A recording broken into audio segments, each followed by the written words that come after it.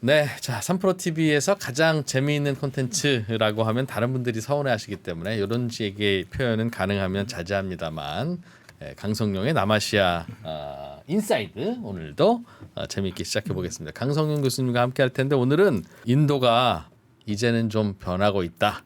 그래서 인도에는 좀 이젠 투자를 좀 해야 될 것도 같다. 라는 이야기를 강성용 교수님답지 않은 이야기를 오늘은 하신다고 해서 또 저희가 모셔봤습니다. 어서 오십시오. 예, 안녕하십니까. 네, 한두 해 전만 해도 강 교수님은 아유 그 인도 가능성만 보고 하셨다가 나중에 고생하시는 분들 많아요. 인도 차근차근 공부 좀 하시고 가야 되고 걱정할 것도 많고 준비 많이 하셔야 됩니다. 인도에 대해서는 어두운 면도 많고 그래요라고 해서 몇 마디 하신 게 사람들이 많이 보는 바람에 사실은 인도 비즈니스 하시는 분들은 강성용 교수님 때문에 요즘 우리 인도 비즈니스 하기 너무 힘들어요. 제발 좀 강 교수님 출연 좀 자제해 달라고 전해 주세요. 라는 말씀도 종종 하셨거든요. 예. 근데 요즘은 좀 인도가 달라지고 있다는 걸 강 교수님도 보시고 또 그러시나 봐요? 예, 사실은 이겁니다. 세상이 달라질 때는 겉으로 드러나는 데이터가 아니라 사람들의 컨센서스가 달라져요. 그러니까 서로 말은 안 하지만 뭔가 이미 달라진 거예요. 예를 들어서 저는 그 이야기예요. 자, 설날에 차례 지냅니까? 이렇게 물으면. 요즘 예. 아니 TV에선 다 지낸다고 말하고 책에도 설날엔 차례 지낸다고 나오지만 지내는 사람이 없어요. 그거는 저 통계치마다 다르지만 뭐 갤럽 조사 이런 거 해봐도 높은 수치도 절반이 안 나옵니다. 그러니까 요즘은 한국 사람들은 설날에 차례를 지내지 않아요. 대다수가. 하지만 우린 다 뭐 설날 차례 지내는 거지 나는 안 해. 뭐 이런 거잖아요. 그래 우리 윷놀이 안 해본 지 진짜 오래됐다. 그러면 생각해 보세요. 자, 인도 사람들도 그런 게 있단 말이에요. 그거를 제가 이번에 2월 달에 인도 대학에 가서 강연을 4번을 했는데 한 번은 교수 간담회에서 한 번은 박사 마친 그 연구자들 강연에서 한 번은 한국 경제인들 강연에서 그 이야기 했어요. 오는 길에 오늘 소 보셨어요? 소 이렇게 물어요. 제가. 인도에서 예. 그럼 길거리에 소 다 돌아다니잖아요. 네. 이거 사진 제가 보여드릴게요. 여기 첫 번째 사진 보시면 쓰레기 뒤지는 소 있잖아요. 예. 그리고 두 번째 사진 보시면 차 막히는데 소가 다 가로막고 있는 거잖아요. 그러니까 이거 딱 보면 여기 인도난가 보다라고 바로 알 수 있죠. 그렇죠. 길거리에 소 돌아다니니까. 맞습니다. 세 번째 사진 보셔도 마찬가지고. 자, 그래서 제가 인도 교수들한테 물어요. 오늘 소 봤어요? 그러면 답이 인도 사람들 다 똑같습니다. Cow is anywhere, anytime 이렇게 이야기해요. 그러면 소 예. 어디나 있지 왜? 그러면 제가 다시 물어요. 당신 출근할 때 오늘 봤냐고. 그러면 사람들이 갑자기 다 머리를 긁적긁적해요. 아니 100명 넘는 학생들 데리고 강연할 때도 그 질문을 했는데 답은 다 똑같아요. 그러더니 머리를 긁어요. 소가 없어요. 인도에는 요즘 제가요. 그러니까 1월, 2월에 자이푸르, 우다이푸르, 델리, 아그라, 하이데라바드, 무슨 아마라바티, 벵갈루루 대도시 웬만한 곳은 거의 다 가봤어요. 소가 없습니다. 볼 수가 없어요. 길거리에 없어요. 그런데 인도 사람들은 소가 없다는 생각을 못 하는 거예요. 왜? 오히려 인도인들이 그걸 늦게 깨닫는구나. 아니 소 없어진 지 오래됐는데 그 변화가 24년부터 시작된 걸로 생각하고 저는 예의주시하고 있었어요. 왜냐? 외부 관찰자니까. 2024년에 G20, G20 저 정상회담이 델리에 있었어요. 델리에서? 예. 그때 우리 올림픽 할 때처럼 델리에 있는 소를 다 치웠습니다. 아 강제로? 예. 맞아. 싹. 우리 올림픽 할 때 판자촌들 다 강제로 없애거나 커다란 판자로 가리거나 그랬지. 예. 그러면 공간하고 환경이 바뀌는 거예요. 그러면 첫째 대도시의 소들이 일으키는 모든 문제가 사라지고 소가 똥을 싸서 벌레들이 꼬이는 상황이 사라져요. 그걸 사람들이 겪어보니까 너무 좋은 거예요. 그런데 제 질문은 딱 그거였어요. 소가 돌아오느냐? 돌아온다면 언제 돌아오느냐? 그런데 안 돌아왔어요. 그리고 심지어는 다른 모든 도시들까지 다 사라졌어요. 이게 무슨 이야기냐? 인도 사람들은 왜 소가 사라졌는데 모를까 이게 중요한 거예요. 왜 모를까요? 소가 사라졌는데 말을 안 하니까. 아무도 말을 안 하니까. 자, 그치. 정치인들은 자기들이 소 치웠다라고 자랑을 안 해요. 반발이 있을까 봐. 왜 소 치웠냐고 따지는 분들도 계실 예. 수 있으니. 그럼 이야기부터 하죠. 소를 길거리 돌아다니면 다 버린 거라고 생각하시겠지만 구체적인 연구가 있어요. 라이프루 같은 예를 가지고 소의 절반은 최소한 절반은 주인이 있습니다. 그러니까 소를 쓰레기장에 가서 아무거나 주워 먹게 해놓고 예. 저녁에 끌고 와서 젖을 짭니다. 우리 개 기르듯이 예. 하는구나. 암소는 특히 그래요. 예. 그러니까 숫소하고 새끼 송아지는 실제로 버린 경우가 많고요. 그러면 소의 절반은 소유주가 있으니까 소 치운다 그러면 어떻게 해요? 가서 민원 넣겠죠. 항의하고. 야, 우리 소 왜 잡아가? 예. 그런데 그 사람들이 사실은 방치하는 거잖아요. 어떻게 보면 학대죠. 동물 학대인데. 밥을 안 주는구나. 그냥 나가서 예. 먹고라 그러고. 예. 그렇게 해서 2020년 가축 센서스에 인도 전역에 500만 마리 이렇게 돌아다니는 방치 소가 있었다.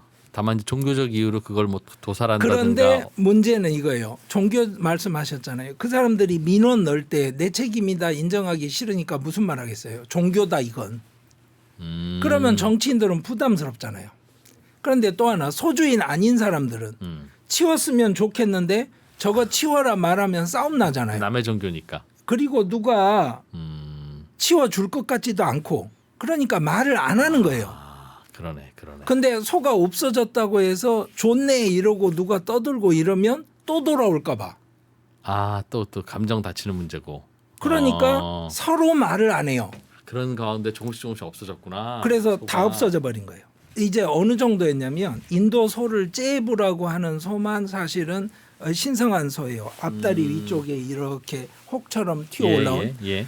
같이 갔던 분 한 분한테 째부소가 뭐예요 물어봐서 잠시만 기다려 내가 차 타고 가다 보여줄게 이랬는데 못 보여줬어요. 소가 없어져가지고. 없어져가지고. 아니 대도시에서 차를 타고 3시간 4시간씩 달렸는데 소가 없어요. 한 마리도. 거리에 돌아다니는 소, 특히 예. 사람들이 예. 기르는 소라고 하는 게 뭔가 이제 인도의 전통을 상징하는 건데 예. 좋은 전통일 수도 있고 나쁜 전통일 수도 있고. 예. 근데 그거에 대한 저항들이 그럼 이번에 그 G20 이전에는 없었어요? 당연히 그거 동물 학대다 이런 이야기도 있었고 여러 가지가 있었죠. 근데 경험을 못 해봤잖아요. 사람들이 소가 치워지는 현실을 본 적도 없고 치울 수 있다는 가능성을 본 적도 없고. 국제 대회니까 그냥 임시로 잠깐 치웠나 근데 보다. 임시로 다 치웠나 보다 했는데 너무 좋은 거예요. 아니 생각해보세요. 지금 델리 가시면 지하차도 고가차도가 마구마구 얽혀 있단 말이에요. 저도 당한 일인데 자 공무원하고 약속이 있어요. 지하차도에 차를 타고 가는데 소 3마리가 엎드려서 쉬고 있어요. 거기. 뭘 해요? 일어나라고도 못한다면서. 특히 외국인이 가서 소를 건드릴 수가 없어요. 난리 납니다. 그러니까 손님들이 비켜주실 때까지 누워있다 손님들이 심심해질 때까지 지하차도가 스톱이에요. 자 대도시가 그렇게 굴러갈 수 있나요? 아니 현지인들이 와서 치워주지도 않아요? 현지인들도. 시비 걸리는 걸 싫어해요. 이 이야기를 제가 할게요. 그러니까 이 눈에 보이지 않는 컨센서스라는 게 무서운 거예요. 그게 뭐냐? 생활 공간을 재편하는 단계로 접어들었다. 그러면 인도가 이제 바뀌었다. 그걸 24년 말부터 26년 초까지 제가 확인을 한 거예요. 이거를 저는 한국 분들한테 87년, 88년 같다라고 예를 들어드려요. 인도가 현대화되고 있는 상징이구나 그게. 예. 87년에 민주화가 될 때 생각해 보세요. 그간의 모든 사건들이 쌓여서 사람들이 다 생각하는 거예요. 군부 독재가 계속 가는 건 아닌 것 같아. 그래서 한순간에 넘어간 거잖아요. 예. 그다음에 87년에 현대엔진부터 시작한 노동자 파업이 있었어요.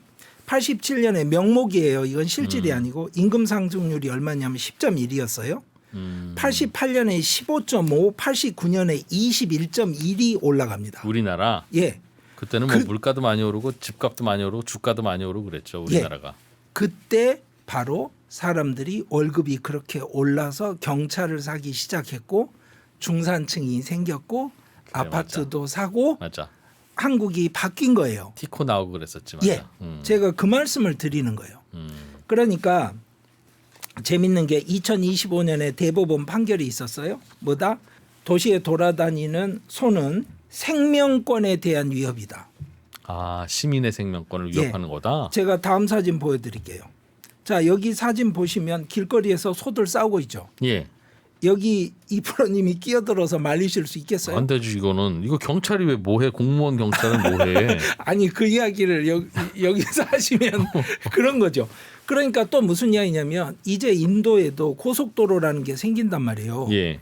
그러면 100km씩 달려요. 그래 소들도 위험하네. 그러면 소에 가서 승용차가 부딪힌다고 생각해 보세요. 만약에 100km 달리는 그럼 사람도 위험하고 소도 위험하죠. 그렇죠. 그러니까 구자랏 고등법원에도 판례가 있었는데 이게 그냥 판례만 그렇게 나온 게 아니라 사회적인 합의가 있으니까 소를 치우기 시작을 한 거예요. 그래서 예를 들어서 이거요. 델리나 노이다는요. 만약에 주인이 있는 소인데 방치됐다 잡히잖아요. 그럼 벌금이 10,000루피 나옵니다. 이게 한국 돈으로 16만 원이에요. 주인 없는 소가 잡히면 예. 그럼 근데 벌금을 누가 내요? 소가 내요? 아니요. 그럼 본인이 주인이 가서 소 찾아오려면 벌금을 내야 되는 거예요. 내 소 내놔. 그러면. 길거리에 돌아다니다가. 근데 문제는 이거예요. 하루에 1,000루피씩 그간 관리한 비용. 그다음에 사료 비용 내 추가로 나와요.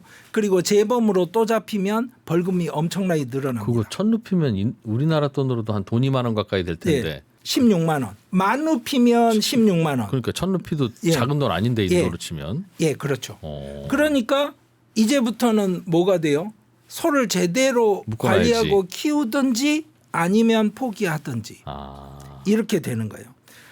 이야기를 하나 해드릴게요. 인도 최대 주가 UP주예요. 우타르프라데시주. 자, 2025-26년 회계연도에 소 치우는 데 예산을 얼마 썼냐? 2,100억 루피를 썼어요. 한국 돈 3.3조입니다. 자, 보세요. 주정부에서 여러분 소 치웠습니다. 제가 3조 넘게 쏟아 부었어요. 그러면 사람들이 박수 칠까요? 아니 왜 3조 원이나 썼는지 아세요? 이걸 생각해 보세요. 북인도하고 남인도는 아예 다릅니다. 북인도는 힌두교 극단주의가 아주 강하고 특히 UP 주지사는요. 예. 주지사가 힌두교 성직자예요. 소를 숭배하는. 그러니까 그 사람은 소 관리해줘야지. 그럼 어떡하냐면 1일당 소 한 마리당 사료비 50루피 상정을 해놓고 소 보호소에서 지금 통계치가 정확하질 않아요. 대략 100만 마리가 지금 보호소에 있다는 거예요. 소를. 그럼 늙어서 돌아가실 때까지 소를 먹여야 되니까 돈이 어디서 나와요. 그래서 뭘 한다? 소복지세라는 걸 만들어요. 그 동네는. 예. 왜? 그런 게 워낙 강력한 북부니까. 와. 그러면 자 보세요. 소 치웠습니다. 자랑을 하는 게 쉬운 문제겠어요? 정치인 입장에서? 애매하겠네. 그러니까 진짜. 애매하죠. 예. 애매한데 소를 안 치우는 건 그럼 맞냐? 그건 아니죠. 그것도 또 애매하네. 현대화해야 되는데. 그러니까 자기는 종교적인 신념을 지키면서 그래도 현대화를 해야 되니까. 소 얘기를 꺼내는 것 자체가 예민한 문제네요. 그렇죠. 외국인이니까 저처럼 쉽게 학생들 100명 넘게 앉혀놓고 너 소 봤니? 너 소 봤어? 이런 이야기 하는 거예요. 인도에서 소는 참 예민한 문제구나. 이게 치울 수도 없고 안 치울 수도 그럼요. 없고. 근데 이제 약간 다른 건 남인도예요. 남인도는 힌두교 좀 덜 믿어요? 그러니까 그 극단주의자들이 더 적어요. 남인도는. 그래서 다음 사진 보시죠. 이게 뭐냐? 남인도 쪽 하이데라바드에 써져 있잖아요. 비프샵이라고. 북인도에는 상상할 수가 없는 거예요. 남인도에 가시면 있어요. 그러니까 무슨 말이냐면 소고기만 갖다 파는 거예요. 무슬림들이 사는 그 바자에 그런 가게가 있는 겁니다. 그러니까 남인도는 그렇게 종교적인 고려를 굉장히 심하게 하면서 해결해야 될 필요가 덜한 거예요. 그러니까 남인도는 벌금 부과하고 뭔가 사유재산 관리 측면에서 이제 관리를 하는 거죠. 그래서 그 다음 사진 보시죠. 이게 뭐냐면 북인도 모습인데요. 귀에다가 꼬리표를 붙여요. 소가 한번 잡히면. 북인도는 소 잘 잘 대해드려야 되는 동네라고 하시죠. 예, 그러니까 우선은 뭘 잘 대해드린다고 하더라도 이소가 몇 번째 잡혔는지는 파악을 해야 될 거 아니에요. 그렇지. 그리고 주인이 있는지 없는지도. 음. 그러니까 귀꼬리표를 이렇게 붙여요. 와. 남인도는 이거랑은 좀 다르잖아요. 분위기가. 그래서 예. 그 다음 사진 보시면 마이크로칩이 있죠. 이 마이크로칩을 이 소 안에 삽입을 합니다. 예. 그러면 귀의 꼬리표는 안 보이더라도 태깅을 하면 마이크로칩에서 정보가 하겠죠. 나오잖아요. 예. 예, 그겁니다. 이렇게 해가지고 관리를 시작한 거예요. 그리고 북인도들은 도축 자체가 아예 금지된 주가 많아요. 소를 도축을 못하게 돼 있어요. 법적으로. 종교적 이유로. 예, 그러면 어떡하나? 관리가 안 되잖아요. 아니 그러니까 자연사하기 전까지는 방법이 없잖아요. 그렇죠. 근데 남인도는 아까 보여드렸잖아요. 그 소고기 예, 고기도 가게도 먹지. 있고 예. 그러니까 도축이 된단 말이에요. 그러니까 남인도는 그 주인이 나 포기할래. 아, 그러니까 그럼 도축업자한테 넘기세요. 뭐 이러면 사유재산으로 처리가 되잖아요. 예. 그러니까 남인도하고 북인도가 좀 다른 겁니다. 그럼 남인도에서는 소 관리 제대로 안 하면 벌금도 세겠네요. 예, 그 방식으로 접근을 하죠. 그리고 국가 예산을 그렇게 많이 넣지 않고. 그러니까 이게 차이가 있으니까 어디 가서 이걸 묻느냐에 따라 분위기가 또 달라요. 그러니까 이게 예민한 문제예요. 그럼 근데 북인도도 젊은이들한테 물으면 조금 덜 합니까? 그 종교적 열정이 있죠. 차이가 있죠. 근데 이제 젊은이다 하더라도 출신 지역과 그 집안 분위기에 따라서 굉장히 다르고요. 그런데 이제 재밌는 건 이거예요. 소똥이 큰 문제인데 사실은 위생 문제잖아요. 심각하게. 근데 다음 사진 보시죠. 이게 뭐냐면 인도에선 전통적으로 소똥을 말려서 연료로 썼어요. 예. 왜 그러냐면 이게 풀이기 때문에요. 냄새가 안 납니다. 그리고 탈 때 연기도 없이 굉장히 화력이 좋아요. 연료를 주로 써요? 예, 시골에서 연료로 썼었고요. 벽이나 바닥 마감하는 회칠 재료로도 썼었어요. 전통적으로는 냄새가 강하지 않는 모양이에요. 냄새가 없어요. 말리고 나면. 예. 그런데 문제는 이런 겁니다. 이걸 연료로 썼다는 말은 음식을 여기다 해 먹었을 거 아니에요. 그렇죠. 그러니까 특정한 음식은 불맛이 나야 되잖아요. 그렇지. 한국에 삼겹살 가스불 많은데 왜 굳이 숯에다 구워요? 숯 냄새 좀 나라고, 숯불 냄새 나라고. 그 불맛이잖아요. 예. 그럼 인도 전통 음식은 이 소똥으로 해야 되는 음식들이 많단 말이에요. 그렇지. 아니 이 소똥을 그 음식을 못 하겠구나. 소가 안 돌아다니면. 그래서 제가 예를 들어드리는 게 뭐냐면 리띠초카라는 건데요. 비하르 쪽 음식인데 다음 그림 한번 보세요. 자, 빵처럼 생겼는데 예. 군데군데 시커멓게 탄 자리가 있죠. 예. 이 리띠초카는 그 불타는 소똥에 직접 얹어서 굽습니다. 그래야 제맛이 나요. 그럼 그 독특한 향도 같이 예, 섞이는데. 그리고 또 하나는 이 소똥이 탈 때 아주 높은 온도로 타고 연기 없이 타기 때문에요. 위생에 전혀 문제가 있거나 그런 거 아닙니다. 예. 그래서 그다음 그림 보세요. 보시면 빵에 이 딱 구운 자국이 막 나잖아요. 이게 진짜 맛인 거예요. 그러면 이 음식을 하려면 소똥 필요하죠. 예. 그래서 물어보죠. 저야 당연히. 야, 너 소똥 그러면. 그랬더니 그다음 사진 보시죠. 온라인 주문해요. 온라인 주문. 기계로 구워서? 아니 기계로 굽는지 어떤지 모르죠. 예. 소똥을 온라인 주문한다고요. 여기 이게 비스켓이 아니라 소똥이에요? 소똥이에요. 그다음 거. 그다음 사진 보세요. 이게 바로 아마존입니다. 인도 아마존. 소똥을 파네. 예, 그래서 야, 너 그러면 요리할 때는 아마존에서 주문하지. 야, 요즘 인도가 이래요? 예. 야. 아니 여기 아마존 보세요. 이렇게 딱 해서 그리고 이 경쟁이 치열합니다. 우리는 그렇겠네. 오게닉만 팔아요. 뭐 이런 상표부터 시작해서 우리가 오리지널이에요. 야, 뭐. 강원도 이슬 내린 목초로만 먹인 소의 소똥. 예. 자, 이게 인도의 변화를 보여주는 거예요. 말씀하신 것처럼 인도가 진짜로 발전을 할까에 대해서 진짜 발전의 경로를 합리적으로 밟아갈지 사람들이 묻게 되잖아요. 예. 혹시라도 진짜로 정치 집권 세력이 우선은 권력을 잡아야 되니까 자기한테 유리할 것 같아서 퇴행적이더라도 종교에 어필을 해서 정권을 유지하는 방식으로 의사결정을 하게 되면 과연 진짜 인도가 발전할까에 대한 의문을 갖게 되죠. 맞아요. 그 교수님처럼 그런 요런 뭔가 그 사람들이 문명화 되느냐, 사람들의 머리가 깨냐, 과거의 전통에 그 너무 파묻혀 있지 않고 문명화 되냐. 이거 오늘 말씀해주신 예. 길거리에 소 돌아다니는 거 예전에는 그게 전통이었고 종교였지만 시간이 흘러가면서 이 전통도 좋지만 좀 그렇지 않아? 이제 하는 거가 이제 뭔가 현실화 된다는 거잖아요. 예. 그리고 핵심은 그겁니다. 그거는 소한테도 행복한 일이 아닙니다. 도시라는 공간은 소가 사는 공간이 아니에요. 그렇겠지. 그러니까 동물 학대입니다. 정확하게 따지면. 근데 아무도 신경을 안 썼던 건데 예. 이제는 소들을 위하여 하는 쪽에서는 3조씩을 쏟아붓는 거예요. 한 주에서만. 한 가지 더 점검해 볼 만한 건 예. 요러다가도 가끔씩 발전을 안 하는 나라들이 예. 그 사람들은 뭔가 이제 깨어나기는 깨어나는데 정부나 시스템이나 제도가 요러다가 전체주의로 빠지든가 예. 요러다가 뭔가 국수주의로 가든가 사회주의로 가든가 그러니까 자본주의의 풀뿌리가 이제 퍼지지 않고 예. 이상하게 나라 시스템이 돌아가는 나라들도 있더라고요. 맞습니다. 그것 때문에 그걸 점검을 해봐야 될 것 같은데. 그것 때문에 제가 지난번에 항상 예의주시하고 있던 사건입니다 하면서 비하르 선거가 끝나고 나서 와서 말씀을 드렸던 거예요. 근데 전 세계 못 사는 아주 지지리도 예. 못 살고 맨날 정권 이상하게 쿠데타로 바뀌는 나라들 중에도 은근히 민주주의 같은 거 하는 나라들 많아요. 예, 맞습니다. 어. 예, 가끔 있죠. 근데 예. 이제 작년 11월에 비하르 주 선거에서 예. BJP 모디 총리가 이끄는 BJP 진영이 압승을 했단 말이에요. 예. 근데 그 압승을 했던 이유를 볼 필요가 있어요.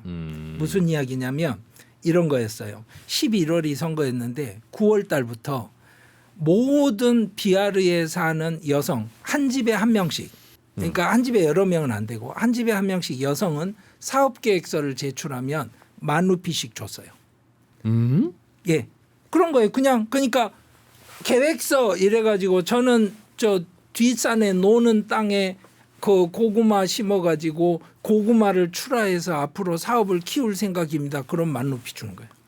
아, 여성들만. 여성들만 10,000루피씩. 그러니까 한마디로 야당의 지적이 맞아요. 돈 뿌린 선거가 맞아요. 그런데 제가 이제 묻는 건 이거예요. 돈을 안 뿌린 선거 있었냐?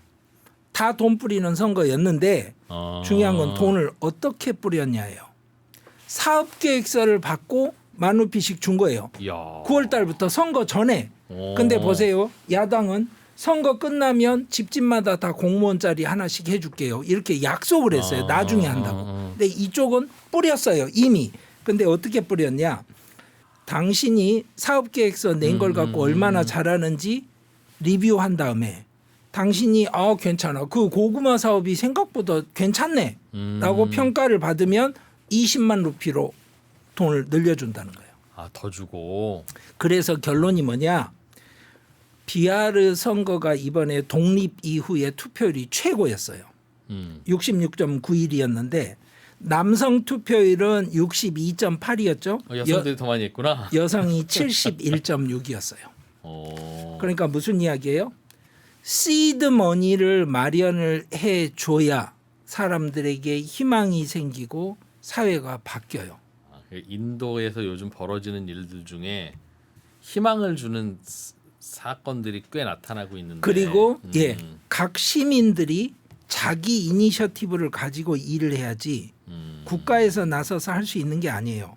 이게 바로 무슨 이야기냐면 그라민 뱅크도 그래서 그때 제가 언급을 했었는데 금융 포용성 문제라고 할 수 있는 겁니다.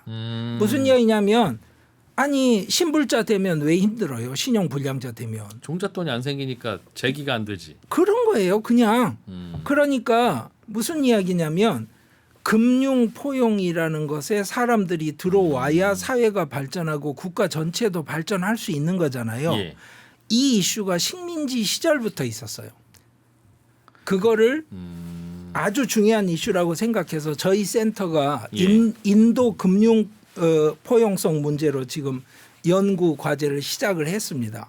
가난한 사람들이 어떻게 종잣돈 대출을 받아서 조그만 사업이라도 시작하냐. 예. 이건 우리나라도 사실은 잘 안 돼요. 아, 쉬운 게 아닙니다. 맞아요. 그 무슨 그 예. 신용을 보고 대출을 예. 해줘요. 유누스가 결국에 그라민 뱅크 때문에 노벨상까지 받았지만 그게 나중에 변질이 되면서 그라민 뱅크 뭐 금지된 것도 굉장히 많고요. 이런 상황에서 이게 핵심이에요. 인도에서 신용카드 가진 사람이 1억 명이라고 이제 생각을 합시다. 이게 스태티스틱이에요. 통계 자료인데, 자, 인도에서 신용 점수를 가진 사람이 25%예요. 그럼 나머지 최소한 60% 이상의 성인들은 금융 서비스를 어떻게 해요? 아, 접근을 못 하고 있었구나. 아니, 신용도가 아예 없잖아요. 아니, 금융 지금 기록 자체가 없는 거예요. 그러니까. 예, 그러니까 무슨 이야기냐면 부동산 대책을 세운다고 해도 맨날 대출부터 조이는 거잖아요. 소득 파악도 안 되는구나. 예, 여기가. 그러니까 이게 쉽지 않은데 제가 한번 보여드릴게요. 다음 그림 한번 보세요. 예, 예. 신용카드 보급률이 한 7%예요. 음. 근데 그 신용 점수, 예. 신용 등급 가진 사람이 25%입니다. 아, 우리나라는 이렇게 많구나. 예. 그런데 자, 제곱킬로미터당 ATM이 몇 대냐 이렇게 하면 인도가 0.08대예요. 그러니까 그러니까 은행 지점은 접어두고 ATM만 따져도 ATM에 거의 가려면 없다는 뜻이네요. 복잡한 뜻이에요. 예, 예. 그런데 이제 신용 점수 이걸 시빌 점수라고 그래요. 시빌이라고 그러면 다 알아들어요. 인도 사람들은.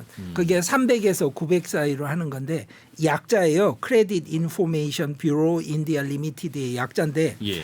이게 국가기관인 것 같지만 아닙니다. 신용평가사 회사 개인 회사예요. 그냥. 아, 그래요? 예. 그리고 지금은 트랜스 유니언이라는 본사는 미국에 있는 회사에서 운영하는 겁니다. 이게 인도에서 개인들의 신용평가하는 회사라는 거죠? 예, 예. 시빌이 제일 시장을 지배하고 있는 1등 사업자예요. 거의 지배하고 있다고 생각하시면 돼요.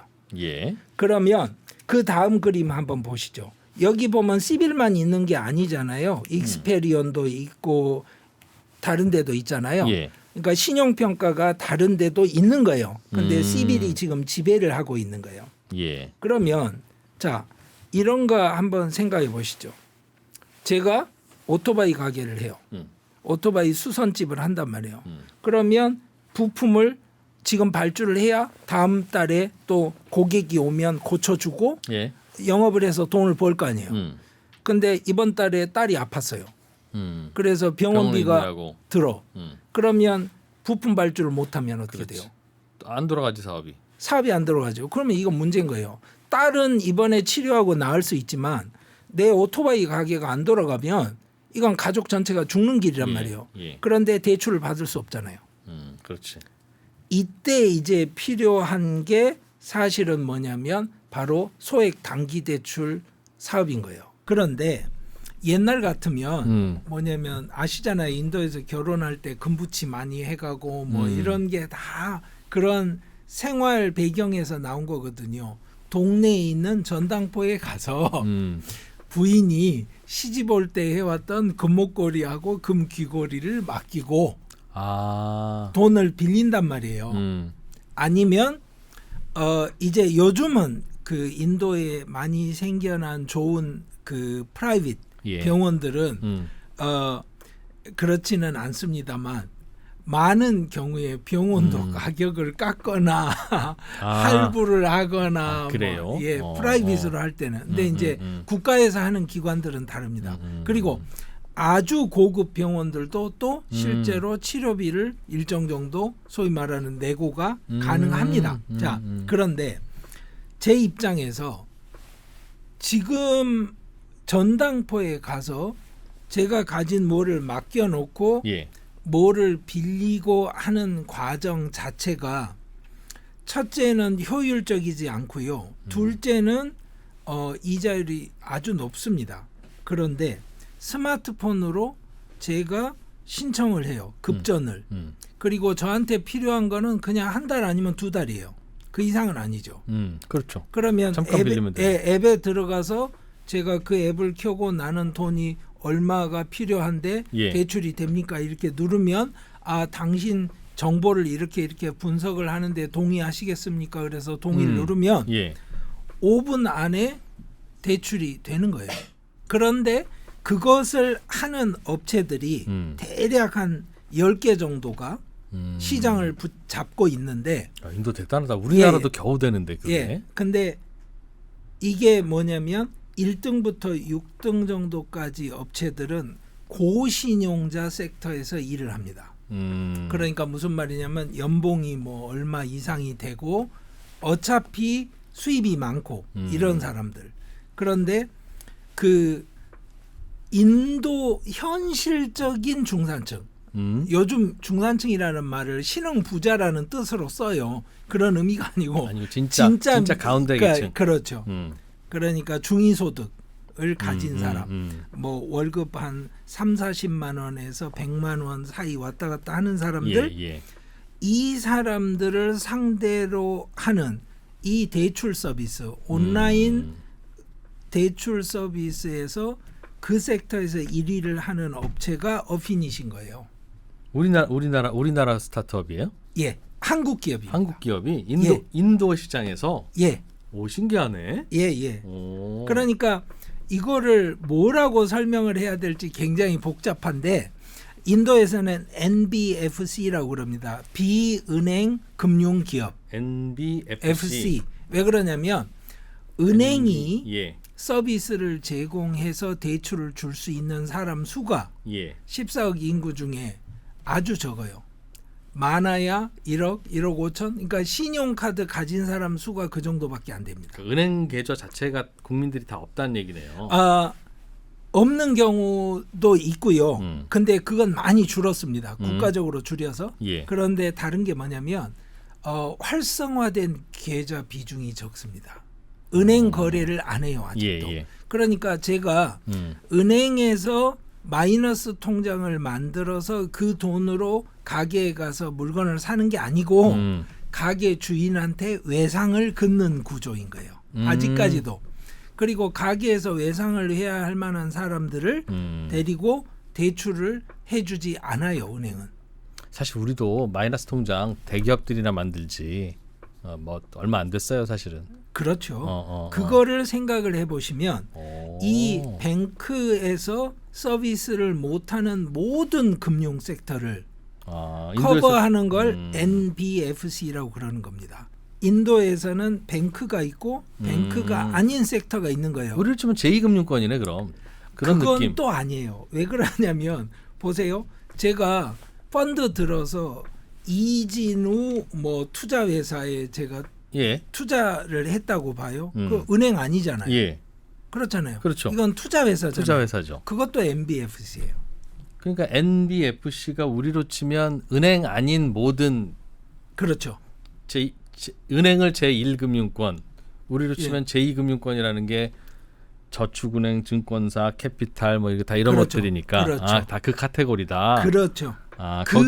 그곳에 들어가는 음. 회사인 거예요. 그러니까 기본적으로 이 회사의 성격이 뭐냐 이렇게 물으면 은행은 아니지만 정확하게 말해서 관리 감독 기관이 인도 중앙은행입니다. 그럼 뭐 라이센스도 받고 라이센스 받고 매번 거기서 요구하는 규정 다 준수해야 되고 우리나라 스타트업인데 예. 이렇게 해서 훌륭하고 대견하고 고생도 많이 했겠네 그럼. 그럼요. 그게 지금이야 뭐 하여튼 쉽게 지났으니까 이야기하는 거지만 거기서 뿌리를 내리기까지 과정이 결코 순탄치 않았다. 남의 나라 가서 금융회사 한다는 게 쉽지는 않은데 진짜. 그렇습니다. 그러니까 많은 사람들이 선입견을 가지고 생각하고 있는 게 그게 지속 가능할까요의 이 질문을 자꾸 하게 되는 거죠. 그런데 그게 다 앱 안에서만 다 하면 된다. 예. 비대면으로. 그러니까 운영 효율은 엄청나게 높은 거죠. 이 그림을 한번 보십시오. 2020년 그때까지는 적자였죠. 22년부터 시작해서 지금까지는 지금 이제 엄청난 흑자로 돌아선 거예요. 최근에 성장이 빠르네, 되게. 예. 이제 무슨 이야기인지를 제가 좀 설명을 드리려고 그러는데 이게 제가 굉장히 관심 있는 인도 금융 산업에 한국이 진출을 해야 된다는 거하고 맞물려서 소개를 드리려고 하는 거예요. 인도는 금융 환경이 어떤지부터도 잘 모르겠네요. 그렇죠. 그러니까. 예. 그래서 한번 보시죠. 이게 이제 지금 통계인데요. 예. 인터넷 보급은 그래도 한 64% 넘게 들어가 있어요. 그리고 스마트폰도 이렇게 지금 53% 이상 들어가 있단 말이에요. 그러니까 우선 휴대폰은 다 깔려 있다. 한 집에 하나씩은 있다는 거예요. 예. 그걸로 지금 인터넷은 된다. PC는 아니고. 그러면 그게 국가 기관 산업이 가능한 망이 기본적으로 깔렸다고 생각을 하는 거예요. 그때 인도 정부가 판단한 게 제일 중요한 게 뭐냐? 실명 확인이 안 돼요. 휴대폰 가지고. 그렇잖아요. 주민증을 만들어 본 적이 없으니까. 인도는 주민등록증이 옛날에 없어요? 그 등록은 있었지만 우리 같은 주민증 그래서 아다르라고 그래가지고 주민증을 디지털로 만드는 사업을 시작을 해요. 모든 인도 사람들을 지문뿐만이 아니라 홍채 정보까지 따서 집어넣습니다. 여기다가. 휴대폰에 그게 신분증이네 그럼. 예. 네. 그걸 아다르라고 그러는데 지금 26년 초가 됐잖아요. 저희들 성인 99%가 여기 등록이 돼 있고요. 전체 인구의 94.2%가 등록이 끝났어요. 그러니까 무슨 이야기냐면 이제는 실명 인증이 가능한 휴대폰으로 모든 처리가 가능한 상황이 된 거죠. 그럼 휴대폰 보급률이 100%가 아닌데 그렇다는 건 집에 있는 아빠 폰에다가 아들들 둘도 넣고 뭐 이럴 수 있다는 거예요. 그건 아니고요. 개인적으로 그럼 자기들이 폰이 하나씩 다 있는 거예요. 애들까지. 거의 다. 근데 이제 그 휴대폰 보급률이 엄청나게 늘어났죠. 그렇겠네요. 아다르 최근 사업을 몇 하면서. 예. 그래서 제가 지금 보여드리는 이거는 뭐냐면 자 인도 사람들이 아다르에 다 등록을 했잖아요. 이제 거의 다 등록이 됐단 말이에요. 그럴 때 이 진한색이 뭐냐 은행 계좌가 없는 사람들이에요. 그러니까 아다르는 있어요. 주민증이. 근데 은행 계좌는 없어요. 그러면 이런 사람들은 뭐 하겠어요? 예를 들어서 제가 오토바이 가게 사장인데 딸이 아팠어. 그럼 뭐 하냐? 부인이 결혼할 때 가져온 금부치를 갖고 전당포에 가죠. 그래서 맡기고 돈 구해 와요. 예, 맡기고 돈 구해서 딸 우선 치료하고 다음 달에 장사해서 전당포 가서 금부치 찾아오겠죠. 그게 만약에 안 맞으면 이제 부인이 가져온 금부치가 날아가는 거죠. 이래서 인도에서 이제 생각한 게 있어요. 뭐냐? 야, 생활에 불편한 걸 어떻게 처리할지를 좀 생각을 해보자. 그래서 첫 번째 국가발전 전략 3가지를 제가 크게 꼽는데요. 첫 번째가 뭐냐? PPP라고 그래요. Public Private Partnership이라고 그래서 그게 무슨 이야기냐면 민관 협력이라는 건데 좋은 말로 하면 그러니까 나쁜 말로 하면 정경유착이에요. 재벌들이 국가를 대신해서 할 일을 한다. 공항도 만들고 항만도 만들고 요즘 그게 고속도로. 인도의 국가 전략이에요? 그래서 릴라이언스니 아다니 이런 재벌들이 활약을 하는 거고. 그건 잘하는 거네. 두 번째 전략이 디지털 인디아 전략이에요. 그러니까 디지털로 우리는 가자 그냥. 이제 아날로그 인프라 까는데 경쟁이 어렵다. 세 번째가 뭐냐면 그래도 생활에 불편한 게 있으면 스타트업을 육성해서 처리해버리자. 그래서 제가 보여드리는 다음 그림이 뭐냐면 자, 전 세계 스타트업에서 성공한 기업 수가 어느 정도 되냐 이거예요. 자, 1 빌리언 10억 달러 넘어가면 유니콘이라고 그러잖아요. 한국이 21개입니다. 근데 인도가 88개예요. 여기 보세요. 미국은 워낙 크죠. 그다음 중국이잖아요. 그다음이 인도예요. 그러니까 스타트업 생태계는 시장 인구 많으니까 시장도 크니까. 뭐 그럴 수 그리고 있겠네. 또 하나는 국가적으로 이걸 하는 거예요. 뭐냐 이런 겁니다. 교육 투자를 국가에서 못하면 어떻게 하면 돼요? 인강 업체, 인터넷 강의하는 업체가 모바일 폰에다 강의를 잘해주면 되잖아요. 그렇죠. 그 자유 경쟁해가지고 스타트업이 커지면 되잖아요. 그렇게 국가의 문제를 해결을 하는 거예요. 이거하고 똑같은 거를 뭘 하냐? 이제는 파이낸스 분야에서도 하는 거예요. 그래서 그 다음 그림 보세요. 지금 이게 핀테크에서 나온 1 빌리언 이상 되는 유니콘을 보여주는 거예요. 첫 번째가 폰페이가 나오잖아요. 이 폰페이가 뭐냐면요. 한국식으로 티머니, 카카오페이, 삼성페이 이런 거예요. 그런 거예요. 시작은 스타트업으로 했어요. 근데 지금은 뭐 건드릴 수가 없는 앱 결제. 재벌입니다. 그러니까 지금은 여행 가시면요. 외국인이나 루피 갖고 다니지 현찰 갖고 다니는 사람 별로 없고요. 또 하나는 이겁니다. 가게들에서 잔돈을 못 남겨줘요. 아하. 준비를 안 합니다. 다 이걸 왜냐하면 결제하니까. 다. 그러니까 이게 UPI라는 국가에서 정한 이 표준에 따라서 페이를 하는데 이 UPI 라이선스가 지금 제가 이제 소개해 드리려는 한국 기업 스타트업이 어피닛이라는 기업인데 예. 이 기업이 UPI 라이선스도 갖고 있어요. 그 라이선스가 뭐예요? UPI라는 게 뭐냐면 저 이제 QR 코드 다 찍으면 예, 뭐든지 예. 페이가 되잖아요.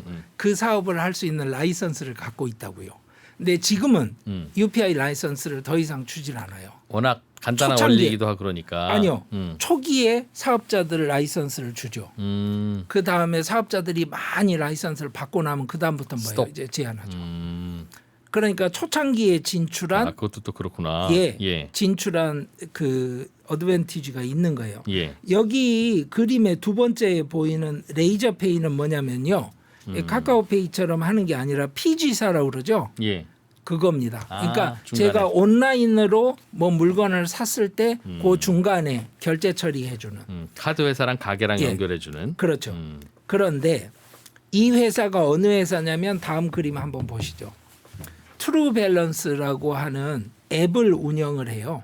인도에서. 예. 그러니까 무슨 이야기냐면 오토바이 가게 사장이 딸 치료비가 필요할 때 앱에 들어가서 그냥 신청하면 온라인으로 처리해서 몇 분 안에 저의 신용 정보를 자기들이 AI로 분석한 다음에 너 얼마까지 빌려줄게 하고 돈이 이 들어오는 앱을 거예요. 누가 운영하는 거라고요?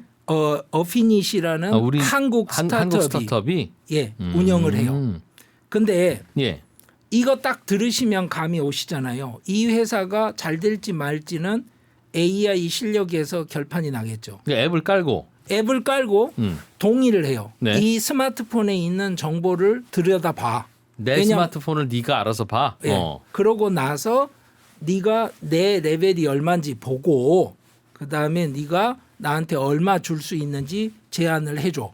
막간 앱이 내 스마트폰을 보면 내가 어떤 사람인지 어떻게 알아요? 그거를 분석하는 노하우를 살려서 지금까지 성장을 해온 거고 어라? 또 하나는 뭐다? 성공을 한 거예요. 그 노하우로. 좀 알려줘요. 그러니까 예를 들면 그러니까- 내가 예. 인도 사람인데 예. 인도의 2%예요. 예. 갑자기 돈이 필요해. 예. 이런 앱이 있다는 걸 알고 깔았어요. 예. 나는 이 폰 산지 1년 반 됐지. 예. 각종 앱은 많이 깔려 예. 있죠. 예. 어피닛이라는 앱을 예. 깔았어요. 예. 트루 밸런스. 예. 깔고 나면 내가 믿을 만한 사람인지 아닌지를 얘가 어떻게 알아요? 이런 거예요. 공식 데이터도 활용을 하지만 비정형 데이터를 활용을 하는데 이런 겁니다.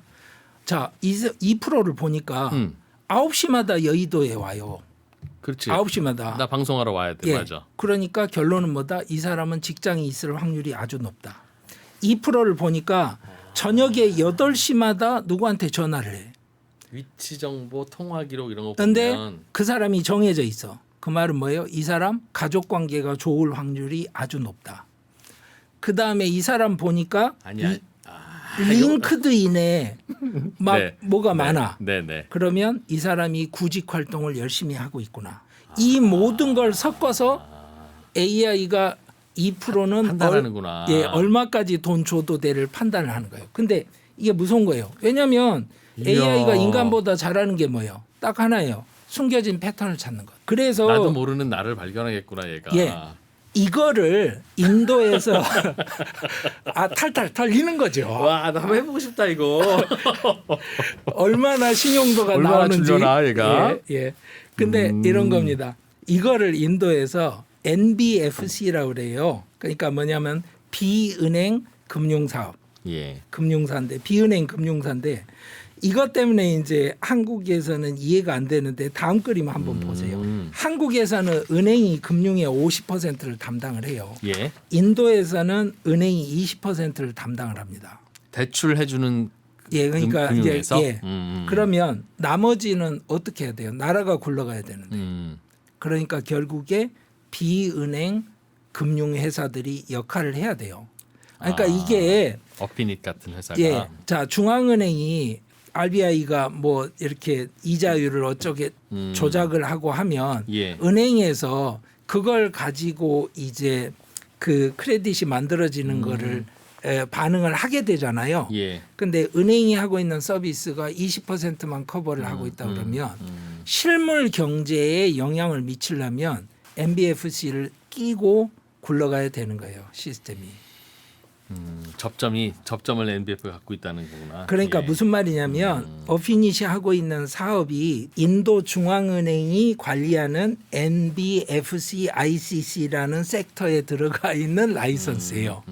그러니까 이게 금융업 라이선스예요.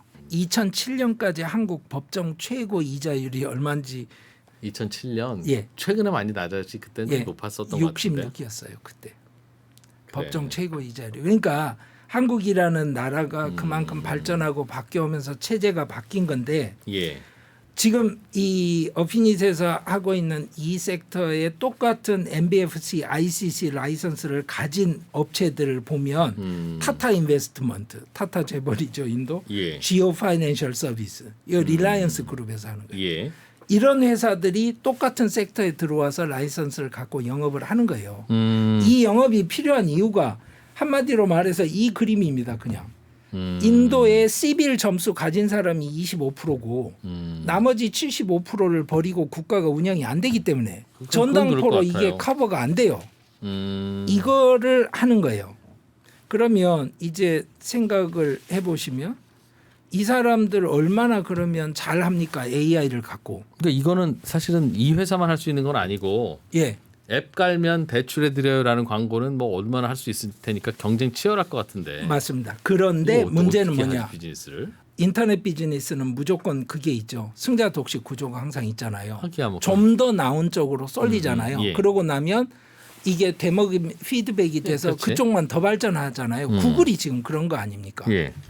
결론을 보시면 나오는데요. 다음 그림 보세요. 재이용률이 핵심이에요. 어떤 사람이 여기 트루밸런스 앱을 깔고 돈을 빌렸는데 내가 다시 또 할래 여기서. 편하고 좋더라고 써보니까. 이렇게 되면 재이용률이 90%예요. 나래도 빌려준다면 여기서 또 빌리고 싶긴. 어차피 똑같은 돈인데 왜 딴 데 가서 괜히 아니 근데 그게 단순한 게 아니에요. 왜냐 2%가 처음에 10,000루피 빌렸단 말이에요. 예. 그리고 사실은 6개월이나 12개월이 기본적인 세팅인데 예. 대부분 사람들이 대출 기간이? 3개월 안에 갚아요 그냥.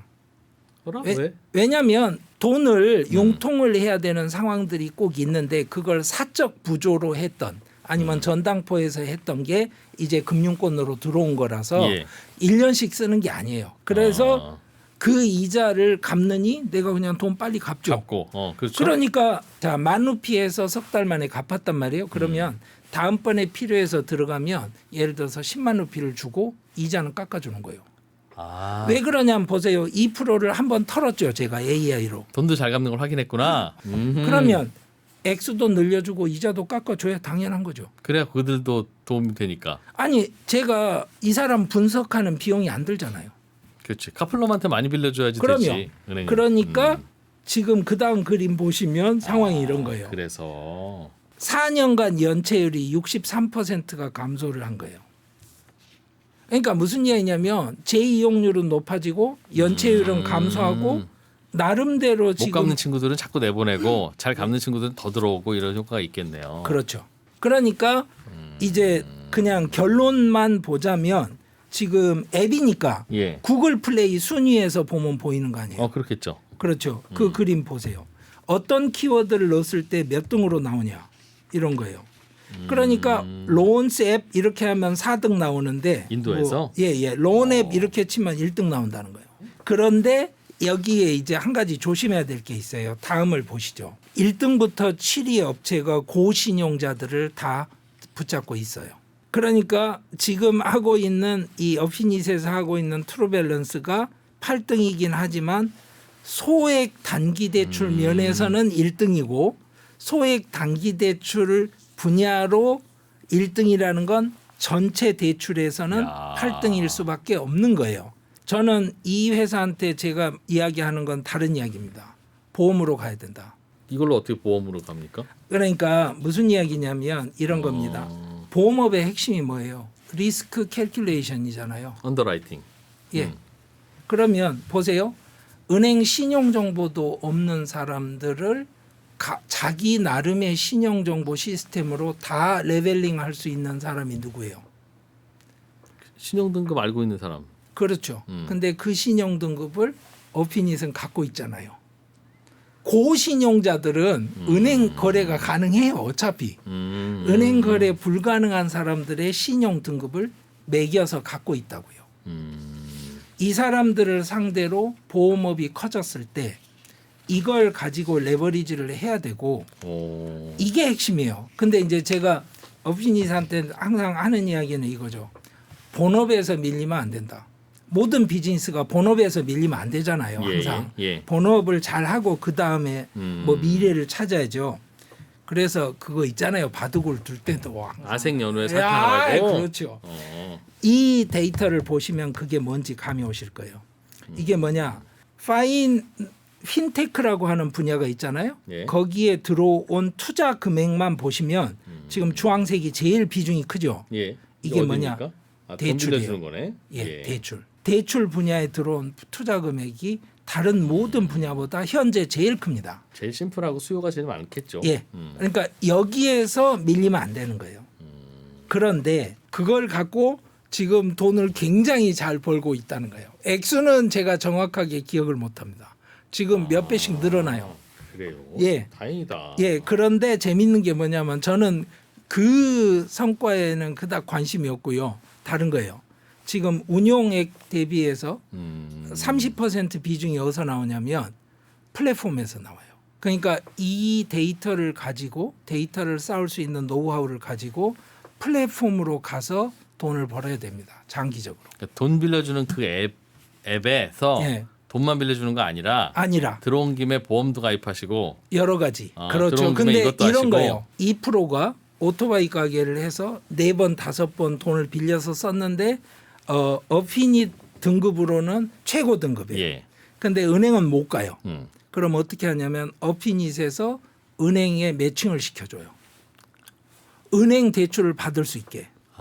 은행 입장에서도 어피닛이라면 뭐 믿을만하다. 대출 믿고, 근데 믿을 근거가 뭐지? 이렇게 하면 어피닛에서 어떻게 하냐면 대출금 5%를 우리가 부담할게. 근데 혹시 떼이면 우리가 먼저 떼일게. 그러면 5% 어피닛에서 부담하고 2%를 받아봐.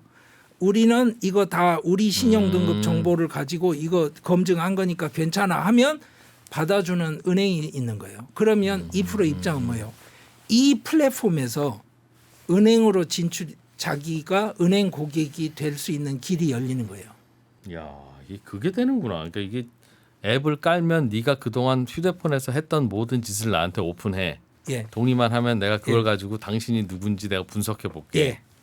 그러면 최소한 돈을 얼마나 잘 갚을지 아니면 파이낸셜리 어떤 사람인지 어떤 보험이 적합한지 이건 내가 정말 잘할 수 있어. 인공지능이 특히 더 잘해. 그렇죠. 그거군요. 그런데 제가 말씀드리는 건 이런 거예요. 스위스 리 같은 데서도 나온 것도 있고 ILO에서도 나온 것도 있고 연구 성과가 굉장히 많은데요. 핵심은 이겁니다. 5,000달러가 넘어가는 순간에 생명보험을 비롯해서 보험 수요가 엄청나게 커져요. 인도가 앞으로 5,000달러는 갑니다. 제가 쉽게 갈 거라고. 1인당 GDP가. 그러니까 25년 거 데이터가 지금 2,700에서 2,800 사이예요. 예. 이제 3,000, 4,000 넘어서 5,000을 가면 이 보험 시장이 폭발적으로 커질 거예요. 그러면 보세요. 내가 어느 보험을 선택하는 게 나한테 제일 좋지? 또 하나. 보험회사 입장에선 2%라는 사람한테 내가 리스크를 어느 정도로 설정을 해야 옵티멀한 점을 찾을 수 있지? 그렇죠. 제일 궁금할 거 아니에요. 예. 이 양쪽을 데려다가 한 플랫폼 안에 엮어서 수수료만 받으면 되는 거예요. 이거를 해야 된다고 제가 주장을 하는 거예요. 여기 사장님이야 굳이 강 교수님 말씀 안 들어도 이제 뭐 전화도 안 받을 것 같은데 옛날에는 친했는지 몰라도 이제 뭐 인도에 뭐 이제 거의 뭐 벤처 사업가인데 강 교수님 뭐 전화 잘 받겠어요? 난 잘 모르겠네. 그러게 말입니다. 젊은이에요? 난 잘 모르. 아닙니다. 연배는 뭐 큰 차이 안 나는 그래요? 분인데 예, 워낙 해외 사업을 많이 하셨어요. 아. 그리고 당연히 인도에서 이만큼을 해냈으니까 얼마나 그간 우여곡절이 많았겠습니까? 회사 근데 이름이 어피닛. 어피니. 근데 예. 이게 뭐 이 회사도 회사지만 저는 오늘 이 얘기 듣고 인도 주식을 좀 사야 되나 뭐 이런 생각이 자꾸 드네. 어? 예. 지금 이란 예. 위기 때문에 인도가 에너지 해외 의존도가 높고요. 그다음에 저장 용량이 거의 없는 상황에서 나무 떼는 거를 관행을 거의 없애버렸어요. LPG로 그 예. 취사를 하도록. 그러다가 이제 LPG가 안 오는구나 갑자기. 예, 안 와서 지금 문제가 심각하고 방글라데시, 파키스탄은 더 심하고요. 그러다 보니까 인도가 갑자기 LPG 몇만 톤을 방글라데시에 수출해 주기로 했어요. 아. 자기는 없지만 아이고. 또 더 없어서 아예 지금 나라가 그 동네 형이라고. 스톱하게 생겼으니까 그런 사정이 있습니다. 그러니까 취약한 건 맞아요. 그런데 미래를 보고 사업을 한다 그러면 첫째 제가 소를 가지고 설명을 드렸죠. 인도가 발전하는 어떤 변곡점을 맞았어요. 근데 주식시장이랑 똑같잖아요. 예. 딱 꺾일 때 이게 추세 상승선인지 한 번의 흔들림인지 알 수 없잖아요. 지나봐야 알아요. 예. 근데 26년이 돼서 보니까 추세 상승선에 꺾이는 변곡점이었던 거예요. 24년, 25년이. 그러네. 그러고 그러네. 나면 1인당 GDP 5,000불이 오는 시대가 훨씬 가까워질 거고 그러고 나면 제가 관심 있게 보는 거는 보험업이라는 거예요. 그 보험업의 길목에 딱 자리를 지키고 있다가 어피닛 여기 이거 해야 된다. 제가 이제 이야기를 하는데 몰라. 제 말을 들으실지는 내가 뭐 어피닛 대표님이면 강 교수님 전화 안 받을 것 같아.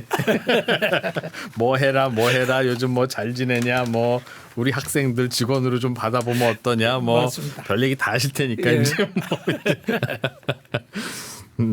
그런 겁니다. 그래서 아. 저는 사실은 원래 한국이 강한 제조 분야보다는 그러네. 그게 아닌 분야 사업하시는 한국 기업에 관심이 훨씬 많습니다. 야, 그런데 대견하다. 참고로 그냥 말씀드리자면 인도가 굉장히 많이 바뀌었고요. 그 결과 거의 마지막 단계의 한국 업체 진출이 이제 이루어집니다.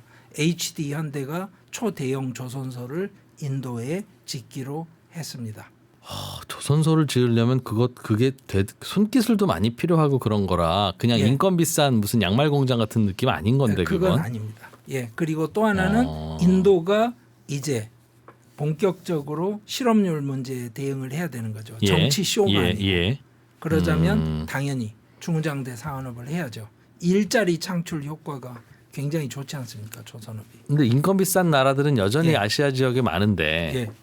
인도가 더 좋은 대안인 이유가 있어요?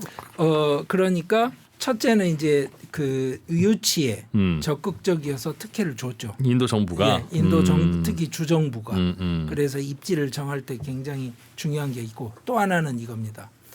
우리 부산 신항만 해도 전 세계 항만 리스트의 상위에 들어갑니다. 인도가 제가 알기로 지금 상위 20위에 항만이 하나도 없을 거요. 14억짜리 나라가 항만 캐퍼시티로 따졌을 때 세계 순위에 들어가는 항만이 아예 없다고요. 그게 무슨 이야기겠어요? 해운업, 항만 인프라, 그러니까 크레인 이런 거 있죠. 예. 모두 다 새로 건설해야 되는 겁니다.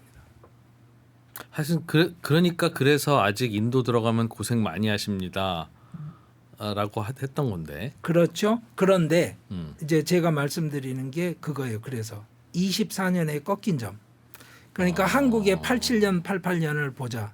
그러면 90년대, 2000년대 한국은 아니지만 그때 꺾여서 바뀌는 그 순간에 한국의 지사를 차려야 된다.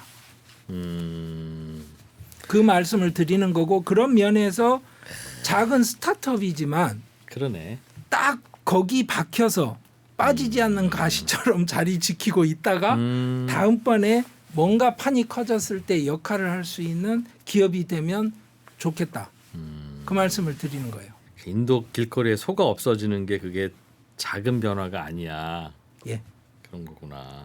그리고 오늘도 뭐 그 작은 비즈니스하는 회사도 소개 잠깐 해주셨지만 이 회사가 이제 사람들한테 돈 빌려주는 게 생활비일 수도 있지만 예. 자영업들 시작하는 뭐 그런 종잣돈들일 수도 있는데 맞습니다. 인도 사람들은 부지런히 그렇게 자영업 해가지고 돈 벌려고 하는 그 반짝반짝하는 그런 눈빛들이 좀 있어요? 예, 예, 아 그런 편이에요? 예, 그렇습니다. 맞아, 애들 사교육 시키는 거 보면 그런 것 같긴 한데. 제가 이번에 가서 또 실감을 하고 왔는데요. 제가 예전에 그렇게 표현을 했었어요. 한국 사교육 시장은 취미생활을 하는 걸로 생각하시라 그랬는데 진짜로 이번에 가서 인도 교수 한 명이 그 이야기를 하더라고요. 자기 아들 6세 고시 친 이야기. 그러니까 정말 좋은 초등학교를 보내야 애가 인생이 쫙 커갈 텐데 거긴 너무 비싸서 교수 월급으로 감당이 안 되니까 가격은 상대적으로 싼데 좋은 초등학교를 보내야 돼요. 근데 거긴 경쟁률이 수천 대 1이니까 뚫고 들어갈 방법이 없죠. 그러니까 킨더가튼을 가야 되는 거예요. 그 초등학교 부속 유치원. 그러면 초등학교 갈 수 있잖아요. 근데 부속 유치원도 경쟁률이 수백 대 1이라 못 가니까 프리 킨더가튼을 가야 되는 거예요. 유치원 예비 유치원. 그게 이제 우리나라에서 그런다고 하면 예. 아이고 말세다 이제 이런 얘기도 예. 하는데 그러니까 그 자체로 보면 뭔가 잘 살고 싶은 욕구가 그냥 꿈틀꿈틀꿈틀하는 그런 나라라서 그런 겁니다. 나라는 신호로도 읽히는데 예. 그죠? 예. 그러니까 개인들 간에 집단 간에 주정부 간에도 이제 경쟁 체제가 자리를 잡은 겁니다. 그러네. 그래서 제가 변화로 제일 크게 느끼는 거는 공무원들이 바뀌었어요. 옛날에는 공무원들이 앉아서 이러고 이제 몇 마디 하고 가시고 이런 건데 요즘은 영업사원 분위기입니다. 공무원들이 이야. 달라붙어요. 압력이 엄청납니다. 위로부터 공무원 위로부터 내려오는 압력이 예, 예. 야 그거 어떻게 바뀌지 대단하다. 그게 저도 놀라웠어요. 행정고시한 공무원들. 야. 예. 그래서 인도 행정고시 나중에 기회 되면 소개 한번 해야 되는데 그 대단한데요. 그 사람들이 다 바뀌었어요. 그 인도 공무원 변한 얘기도 좀 와서 해주세요. 좀 예. 빨리 들어야 될 예. 것 같은데. 예. 근데 야. 그게 이제 경쟁 체제가 거의 정착이 돼 버린 거예요. 알겠습니다. 우리 그 어피닛 사장님 예. 따로 한번 좀 모셔주세요. 교수님 아신다며. 예, 예. 그거 뭐 필요하면 예. 제가 부탁은 드려보죠. 뭐 예. 한번 나오라고 하셔서 한번 이야기 한번 내가 나눠 보기에는 보시죠. 뭐 회사 뭐 예. 소개나 뭐 이런 거는 오늘 꽤 해주시긴 했는데 저는 그냥 이분 시각에서 본 인도 이야기. 그 재밌을 그렇죠. 수 있죠. 이분도 비즈니스 하다 보면 인도 사람들이랑 얽히고 설키고 하면서 다양한 시각도 있었을 거고. 그리고 이분이 음, 상대하는 고객들은 신용도가 낮은 사람들이지만 네. AI 구축하고 하느라고 데리고 있는 얼마나 직원들은 그랬겠어. IIT 출신의 최고 엘리트거든요. 그렇지 않겠습니까? 예. 그러니까 그 사이에 왔다 갔다 하면서 겪은 재미있는 이야기가 많을 거예요. 그럼 야 인도에서 스타트업을 참 대단한 분들 많네. 예, 알겠습니다. 그렇습니다. 교수님도 자주 뵙고 예, 또 인도의 예. 사장님들도 자주 뵙고. 예, 야 이게 인도가 크는구나. 오늘 많이 배우고 많이 느꼈네요. 예. 소들이 없어지는 게 또 이런 큰 의미가 있구나. 예. 그래서 인도 가시면 조금 예. 실망하실 겁니다. 이제 소 없어서 이제. 예, 사진 찍을 거리가 없잖아요. 그러네 이제. 예. 그래요. 저도 뭐 우리나라 주가 그래프 보면 말씀하셨던 1986년부터 1990년까지 한 4년간 주가가 한 600% 올랐더라고요. 요즘 예. 오르는 건 오르는 것도 아니에요. 예, 예. 그런 때가 가끔씩 몇 년간 있는데 인도가 그런 것 같다는 힌트를 오늘 주고 가시네. 그봐요. 제일 재밌다고 그랬죠? 강성용의 남아시아 인사이드. 자주 시청하시면 재미도 있고 또 종종 돈도 되고 그렇습니다. 강 교수님 고맙습니다. 예, 감사합니다.